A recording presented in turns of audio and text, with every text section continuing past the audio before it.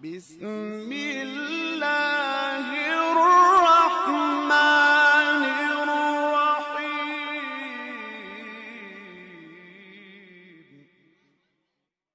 د قدر غیږی د قرآن میاشتې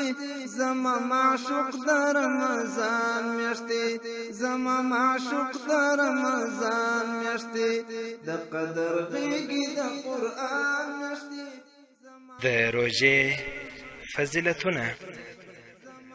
قدرمنو اوریدونکو، ستاسو پام راړو د الحاج مولوي محمد یاسین فهیم صاحب د روژې د فضیلتونو و خپرونو ته. ټول ثوابونه دي دستا پغې کې ته د خرما د ونې څنګ ته ناسته لکه مریم سره عیسی پغې کې. بسم الله الرحمن الرحیم. الحمد لله رب العالمين حمد الشاكرين. الصلاة والسلام على سيد الأنبياء والمرسلين سيدنا ونبينا وشفيعنا ومولانا محمد وعلى آله وأصحابه الطيبين الطاهرين. قدرمنو اوریدونکو د ژوند د لارې د خپرونې مینوالو، السلام علیکم ورحمة الله وبرکاته. ستاسو روغتیا او خوشحالي د پاک رب نه غواړم، په دې هیله چې د صحت او عافیت جامې په تن ولرئ او خوشحالي مو په برخه وي. دا دی زه محمد یاسین فهیم د ژوند د لارې د خپرونې په وړاندې کولو کې ستاسو په خدمت کې یم. زموږ د نننۍ خپرونې موضوع بیا هم د روژې مسائل دي. قدرمنو اوریدونکو، روژه په حقیقت کې یوه مدرسه ده. که چیرې مسلمانان په سمه طریقه او د سنت سره سم په روژې باندې عمل وکړي او په دې مدرسه کې شامل شي، بېشکه د دې مدرسې د فراغت نه وروسته به د پخوا په پرتله په ډیره غوره انسان تبدیل او بدل شي. روژه یوازینۍ مدرسه ده چې انسان پکې خپلې هغه اړیکې او روابط چې د اسلام سره په مختلفو برخو کې سستې شوې وي بیرته نوې او پیاوړې کوي او په هغو ژمنو کې چې کمی کړی په دویم ځل هغه بیرته قوي کوي او ټینګوي. روژه داسې مدرسه ده چې مسلمانان پکې تیر او ماضي تر شا پرېږدي او نوې نړۍ ته د نوي عزم په نوي روح او نشاط سره ننوځي. په دې مدرسه کې د آخرت یاد تازه کوي او دا درس یادوي چې د آخرت نیکمرغي او د الله تعالی رضا حاصلول د مؤمن لپاره تر ټولو لوړه هدف او لوړه مقصود دی او باید چې دا هیڅکله موږ هیر نه کړو. او روژه داسې مدرسه ده چې انسان متصف په تقوا ګرځوي، د انسان په زړه کې د الله رب العزت ویرې ته ځای ورکوي او تقوا هغه شی دی چې انسان جنت ته رسوي او د الله رب العزت د عذاب او د جهنم نه ساتي. لکه چې الله رب العزت فرمایي ان المتقین فی جنات و نعیم، پرهیزګاران به هلته په باغونو او نعمتونو کې وي. او په بل ځای کې الله فرمایي ان الله یحب المتقین، بېشکه الله تعالی متقیان خوښوي. او د دې لپاره چې مؤمن وکولی شي په خپل زړه کې تقوا ځای پر ځای کړي، باید د دې لار ووهي او تقوا ته د رسیدلو ډیره غوره لار هغه روژه، لمونځ، اذکار، دعا، د قرآن کریم تلاوت، د الله رب العزت په لاره کې لګښت، اعتکاف، صبر او استغنا ده. نو الله رب العزت دې په روژه کې موږ ته د دې نیکو اعمالو توفیق نصیب کړي تر څو د تقوا لاره باندې روان شو. چې په تقوا روان شوې د هغه آخرنی ځای جنت دی. الله دې موږ ته جنت نصیب کړي. الله رب العزت د روژې په هکله فرمایي یا ایها الذین آمنوا کتب علیکم الصیام کما کتب علی الذین من قبلکم لعلکم تتقون. الله فرمایي ای مسلمانانو، ای مؤمنانو، پر تاسو باندې روزه فرض کړې شوې ده لکه چې له تاسې نه د مخکې په پیغمبرانو باندې او د هغوی په پیروانو باندې الله روژه فرض کړې وه او دا روژه په تاسې باندې د دې لپاره فرض کړې شوې ده چې په تاسې کې د پرهیزګاري صفت پیدا شي او تاسې د الله نه ویریږئ. نو هغه انسان که زموږ مسلمانان ورونه دي یا خویندې دي خو روژه نیسي لاکن په هغو کې د تقوا صفت نه پیدا کیږي، د الله رب العزت ویره د هغوی په زړه کې ځای نه نیسي، نو هغه دې پوه شي چې د هغه روژه نه ده، بلکې داسې روژه ونیسئ چې د هغې روژې په وسیله باندې ستاسې په زړونو کې د الله ویره پیدا شي او د متقیانو صفت زموږ په زړونو کې پیدا شي. رسول الله صلی الله علیه وسلم فرمایي رب صائم لیس له من صیامه الا الجوع ورب قائم لیس له من قیامه الا السهر. رسول الله صلی الله علیه وسلم فرمایي ډېر روژتیان داسې دي چې د هغوی لپاره د هغوی د روژې نه کم اجر و ثواب نشته مګر صرف دا چې د هغوی ګېډې به اوږي، ځکه په خولې باندې صرف خوراک او څکاک نه دی کړی، لکن دروغ یې ویلی دي، حرامو ته یې کتلي دي، حرام یې اورېدلی دي، نو د دې روژې نه دې لپاره کم ثواب نشته مګر صرف دا چې د هغه ګېډه وږې ده. رسول الله صلی الله علیه وسلم فرمایي رب قائم لیس له من قیامه الا السحر. ډېر داسې کسان دي چې هغوی شپې ولاړ وي د الله طاعت او د الله عبادت کوي، شپې رڼې کوي، خو د هغې نه هغوی لپاره کم اجر و ثواب نشته الا سحر مګر ستومانتیا او بیخوبي. نو قدرمنو اوریدونکو راشئ چې ته داسې روژه ونیسو چې واقعا په موږ کې د تقوا صفت او د الله ویره پیدا شي، داسې روژه نه چې په هغې باندې زموږ ګېډه وږې او تږې وي او د هغه په بدل کې موږ لپاره هیڅ کم اجر و ثواب نه وي. خپل ټول غړي او د خپل د بدن ټول اعضا روژه کړئ تر څو چې د الله رب العزت د رحمت او د مغفرت مستحق وګرځو. همدارنګه کومه عبادت چې په شپې کې کوئ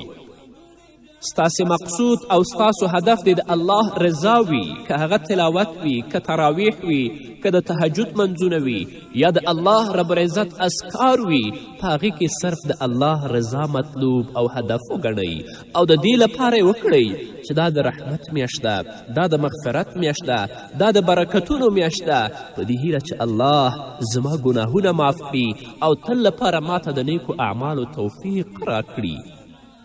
او که خدای مکړه په دې کې ستاسو د الله رضا هدف نه وي، څه ناڅه ریا ستاسو په عبادت کې ځای ونیسي، نو بیا هلته کم اجر و پاداش نشته، صرف دومره چې بېخوبه به یاست او تاسو به ستړي یاست. همدارنګه الله رب العزت په سورة بقره کې فرمایي کذلک یبین الله آیاته للناس لعلهم یتقون. دغه شان الله خپل حکمونه خلکو ته په ډاګه څرګندوي، ښایي چې هغوی له ناوړه چلن نه ځانونه وژغوري او په دوی کې د تقوا صفت پیدا شي او یو حکم د الله د حکمونو نه روژه ده. او الله رب العزت په خپل کلام کې د توبه کوونکو ستاینه داسې کوي، فرمایي ان الله یحب التوابین و یحب المتطهرین. الله رب العزت هغه خلک خوښوي چې له بدي نه لاس واخلي او هغوی سپېڅلتیا غوره کړي. نو د روژې مبارکه میاشت د توبې میاشت ده، د روژې مبارکه میاشت د پاکي میاشت ده، د الله رحمتونه د روژې په میاشت کې د باران په شان باندې وریږي. نو راشئ چې د خپل تضرع او د عاجزي لاسونه الله ته پورته کړو او په خپلو ګناهونو باندې ندامت او پښیمانتیا څرګنده کړو او د الله رب العزت نه د خپلو ګناهونو بخښنه او مغفرت وغواړو تر څو چې الله زموږ ګناهونه معاف کړي او د تل لپاره الله موږ ته د نیکو اعمالو توفیق راکړي. رسول الله صلی الله علیه وسلم فرمایي چې د روژې مبارکه میاشت د صبر میاشت ده، هم د خوراک په مقابل کې صبر، هم د څکاک په مقابل کې صبر، هم د حرامو او د فجایع په مقابل کې صبر.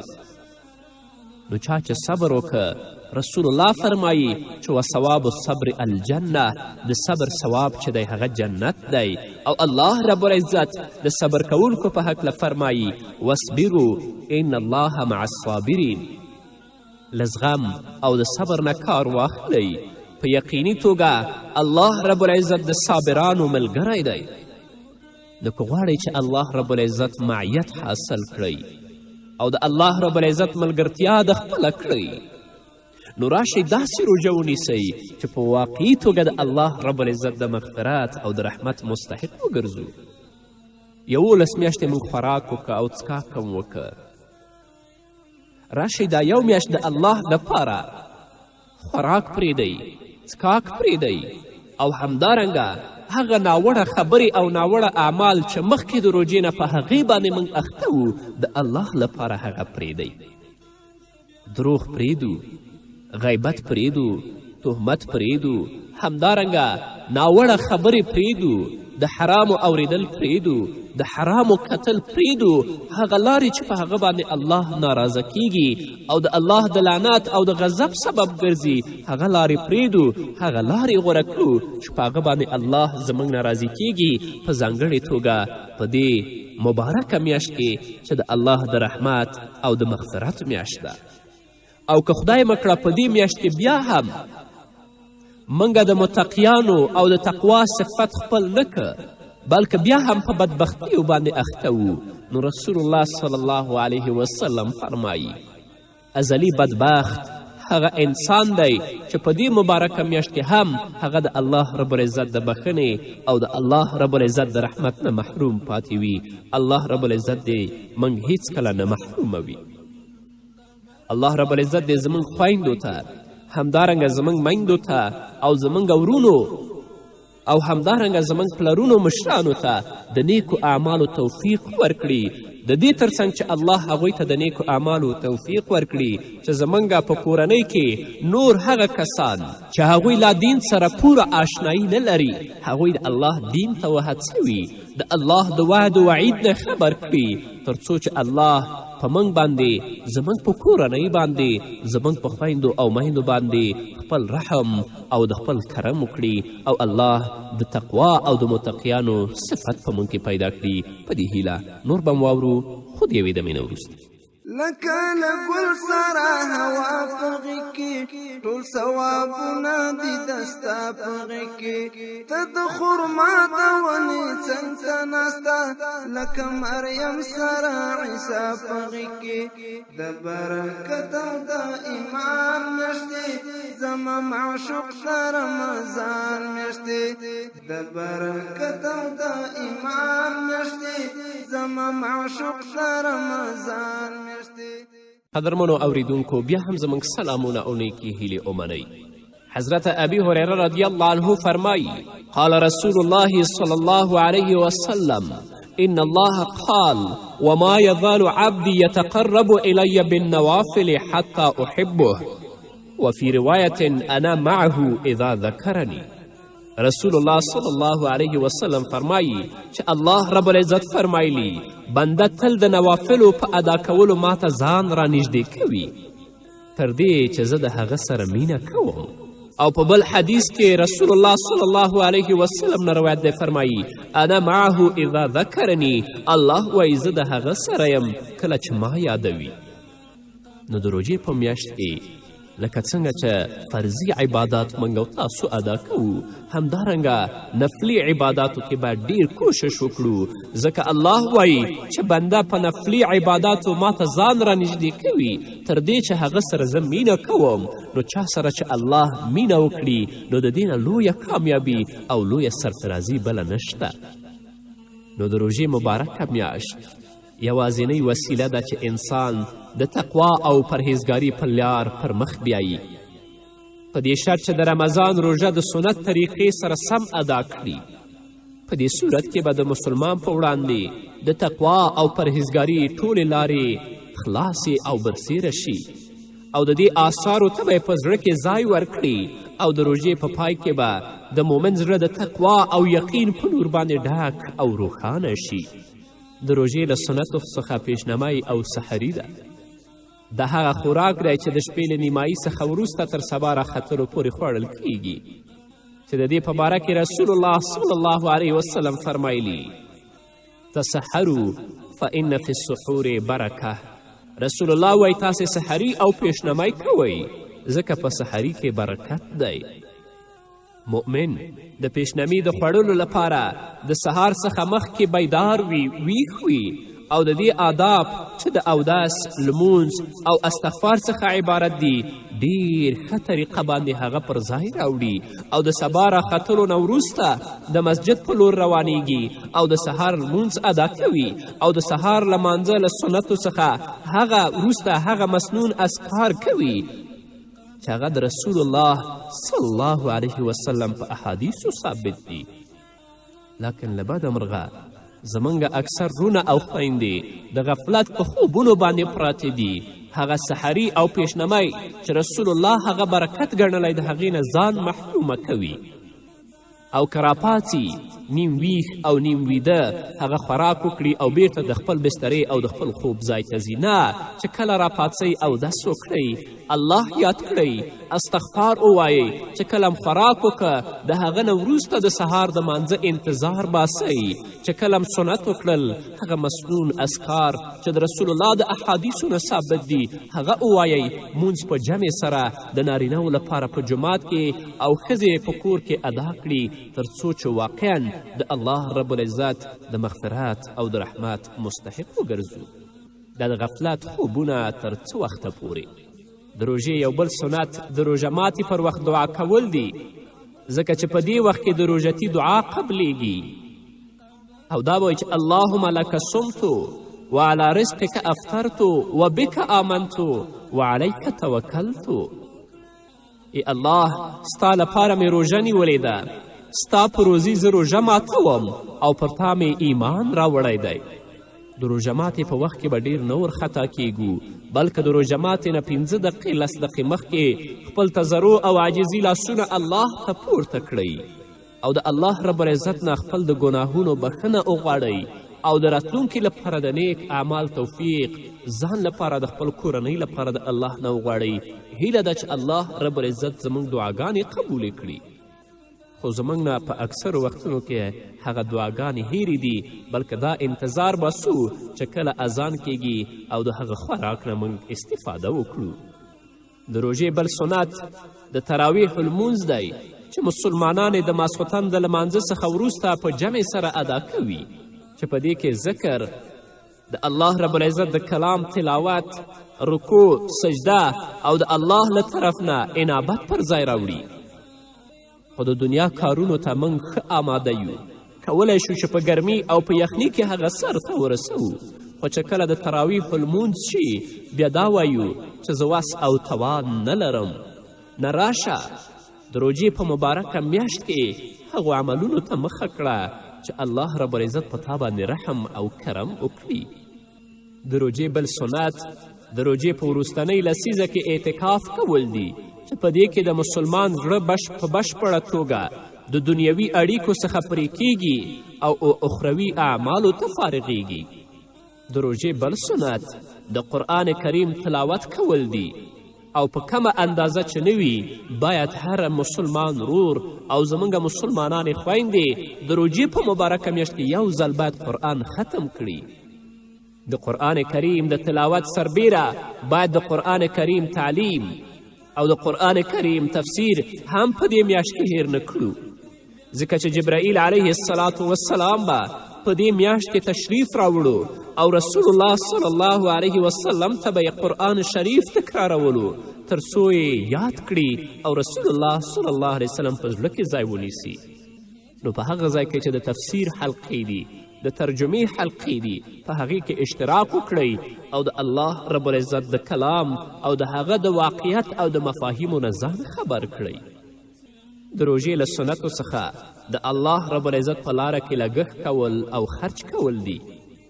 رسول الله صلی الله علیه وسلم به په دې میاشت کې د سهار له باد او د سهار له نسیم څخه هم زیات سخاوت کوه. نو زموږ مسلمانان ورونه او خویندې دې هم په دې مبارکه میاشت کې نفلي صدقاتو ته مخه کړي تر څو چې الله په موږ باندې رحم وکړي. که موږ او تاسو په خپله کورنۍ کې ځان لپاره، د خپل اولادونو دپاره او د خپلو بچیانو لپاره څو قسمه او څو ډوله خوراکونه په روجماتې کې او همدارنګه په پیشنمي کې تیاروو، نو هغه یتیمان چې زموږ په کلي او کور کې، هغه بېوزله کسان چې زموږ په کلي او کور او په ګاونډ کې ژوند کوي، باید هغه هیر نه کړو. ځکه که موږ او زموږ اولادونه څو قسمه او څو ډوله خوراک خوري او هغوی وچه ډوډۍ په لمدو اوبو کې خیشته کړي د هغې نه خوراک کوي، نو دا روژه به زموږ د الله په دربار کې چیرته قبوله شي؟ لکه څنګه چې په خپلو اولادونو باندې رحم کوئ، په خپلو اولادونو باندې ترحم کوئ، نو همدارنګه د هغوی په اولادونو، په هغو کونډو او په هغو یتیمانو باندې هم رحم وکړئ. حضرت عایشه رضی الله عنها فرمایي چې زه په کور کې ناسته وم چې یوه کونډه ښځه چې هغې سره دوه یتیمې وړې وړې نجڼکۍ وې راننوتلې زما کور ته، او دا یې راته ویلې چې موږ وږي یاستو. نو ما سره په کور کې بل څه نه وه، 3 خرماوې وې راسره. یوه خرما مې یوې ماشومې ته ورکړه،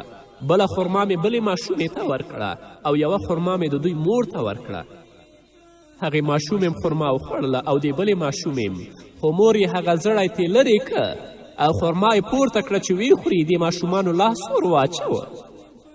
خو هغې مور بیا هغه نیمه کړه، نیمه یې د یوې په خولې کې ورکړه، نیمه د بلې په خولې کې، خپله یې ونه خوړله. حضرت عایشه وایي د دې حالت نه زه سخت متاثره شوم چې کله رسول الله صلی الله علیه وسلم راغی، دا واقعه ما ورته بیان کړه. نو رسول الله راته ویلې چا چې د 2 جنکیو او د دې مور سره نیکي وکړه، الله به جنت ته بوځي. نو لکه څنګه چې په خپل اولادونو باندې ترحم کوئ، په نورو یتیمانو او په بېوزلو باندې هم ترحم وکړئ چې د هغو د ترحم او د شفقت د وجې نه الله رب العزت موږ جنت ته داخل کړي. ځکه زموږ ټولنه داسې ټولنه ده، هیڅ کورنۍ به بې یتیم او بې کونډې نه وي. د روژې په مبارکه میاشت کې لا زیات هغو سره مرسته وکړئ. همدارنګه خپلو امسایګانو سره. حضرت عبدالرحمن ابن عوف رضی الله عنه فرمایي چې په مسجد نبوي کې د روژې په میاشت کې څه صدقات راغلل، نو رسول الله صلی الله علیه وسلم ما ته څه خواړه راکړل او یو کور یې راوښوده چې هلته کونډه وه، هغې سره څو یتیمان ول چې دا د هغوی کور ته یېسه. نو چې کله زه ورغلم د هغو دروازه مې وډبوله، هغه ښځه راغله دروازې ته، ما ته ویلې څوک یاستئ؟ ما ورته ویلې چې رسول الله تاسو لپاره څه خواړه را استولی دي. نو هغې ښځې راته ویلې چې زما وړو ماشومانو د ماښام په وخت کې خوراک غوښته، څه ما سره په کور کې نه ول، هغوی ژړل، خو ما په یو کټوۍ کې څه اوبه واچولې او د هغو لاندې مې اور که او دا مې ورته ویلې چې زه تاسو لپاره خواړه تیاروم. نو هغوی د کټوۍ او د دیګي نه تاوېدل راتاوېدل، خوشحاله ول چې مور اوس موږ ته خواړه تیاروي، خو ما هغوی دوکه کول. نو بالاخره هغوی په هغه خوشحالي کې ویده شول، وږي ویده شوي دي. نو اوس هغوی ویده دي، زموږ تر څنګ بله کورنۍ ده چې هغه زما نه او زما د کورنۍ نه خوراک ته ډېر اړتیا لري، دا د هغو کور ته ویسه، ځکه زما ماشومان اوس ویده دي. هغو کې داسې همدردي وه، هغو کې داسې ترحم و، په هغو کې داسې شفقت و. نو ته هم مسلمانې مورې، ته هم مسلمان روره او پلاره چې د خپلې کورنۍ دپاره، خپلو اولادونو لپاره څو قسمه خوراکونه تیاروي، یا په روژماتي کې یا په پیشنمي کې، نو ستا په کلي او په کور او په ګاونډ کې چې هغه یتیمان او بېوزله او هغه کونډې دي، هغه هیڅکله مه هېروه. د خپل وس مطابق هغو سره هم مرسته کوه، ځکه د روژې مبارکه میاشت د مواسات او د ورورولي میاشت ده. د روژې مبارکه میاشت داسې میاشت ده چې په دې کې الله رب العزت د مؤمن رزق لا زیاتوي، په دې ورکړه باندې به الله ستا رزق نه کموي، الله به د نور هم رزق زیاتوي. نو الله رب العزت دې موږ ته د نیکو اعمالو توفیق راکړي. نو د روژې مبارکه میاشت هغه مدرسه ده چې د هغې د روزنې تغییر او تربیتي آثار یې په ټولو وګړو او د ژوند په ټولو برخو او اړخونو کې ښکاره کړي دي. که هغه فردي ژوند دی، که هغه کورنی ژوند دی، که هغه ټولنیز ژوند دی، یا سیاسي ژوند دی، یا اقتصادي ژوند دی، یا عسکري ژوند دی، یا رواني یا تربیتي ژوند دی، په دې ټولو کې داسې مدرسه د روژه چې د خپل آثار یې ښکاره کړي دي. نو الله رب العزت دې موږ ته او تاسو ته او ټولو مسلمانانو ته د نیکو اعمالو توفیق راکړي او الله دې توفیق راکړي چې روژه په هغې طریقې سره ونیسو چې زموږ د ګناهونو د بښنې سبب وګرځي او د الله د رحمت او د مغفرت مستحق وګرځو په دې هیله. نو قدرمنو اورېدونکو دا وه زموږ نننۍ خپرونه چې ستاسو درانه حضور ته وړاندې شوه. تر بلې خپرونې پورې چې زه بیا هم ستاسو درانه حضور ته راځم تاسو ټول په پاک رب سپارم. پاتې ژوندم نیکمرغه. الله مو مل شه. قربان قربان دې رنګ دې څومره معصوم لکه د بدر د شهید د ماشوم د ګړندي شمال په شان نبي لاس پورې کړی په څه خاص ستا په نوم د روژه ماتې د اذان میاشتې زما معشوق د رمضان میاشتې د روژه ماتې د اذان میاشتې زما معشوق د رمضان میاشتې د قدر غېږې د قرآن میاشتې زما معشوق د رمضان میاشتې زما معشوق د رمضان میاشتې چې د اخلاص په ډکو زړونو واوړې زړی ویش نشي په باغونو واوړې ته د یتیم د سترګو مړاوي اوښکه کچا کړې ښکل په جنتونو واوړې یا د ښکلا او د ارمان میاشتې زما معشوق د رمضان میاشتې یا د ښکلا او د ارمان میاشتې زما معشوق د رمضان میاشتې د قدر غېږې د قرآن میاشتې زما معشوق د رمضان میاشتې زما معشوق د رمضان میاشتې د زړونو لمبې ته باران ته یې جار مینه مینایي جانان ته یې مزل د کرکې ملکونه واخله مشره د امن د کاروان ته یې لزمکې مزه د اسمان میاشتې زما معشوق د رمضان میاشتې لزمکې مزه د اسمان میاشتې زما معشوق د رمضان میاشتې د قدر غېږې د قرآن میاشتې زما معشوق د رمضان میاشتې زما معشوق د رمضان میاشتې زما معشوق د رمضان